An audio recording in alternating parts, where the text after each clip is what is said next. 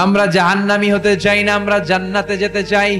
আল্লাহ বলেন এমন জান্নাত তোমাদের জন্য তৈরি করে রেখেছি, জান্নাতটা দেখা মাত্র তোমাদের কলিজাটা ঠান্ডা হয়ে যাবে।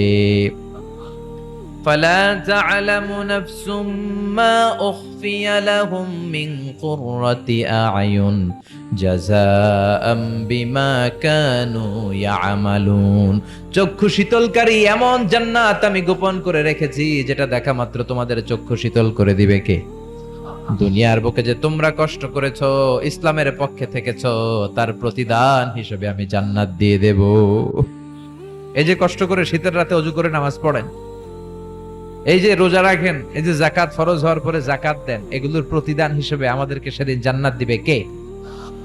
আবার আল্লাহ বললেন আ'দাতু লিইবাদিয়াস সালিহিন, আমি আমার প্রিয় বান্দাদের জন্য তৈরি করে রেখেছি মালা আইনুন রাআত, এমন জান্নাত, যে জান্নাত কোনো চোখ দেখে নাই, ওয়ালা উযুনুন সামিআত, কোন কান জান্নাতের আওয়াজ শুনে নাই, ওয়ালা খাতারা আলা কলবি বাশার, মানুষ তার অন্তর দিয়ে জান্নাতের কোন ডিজাইন ধারণাই করতে পারে না।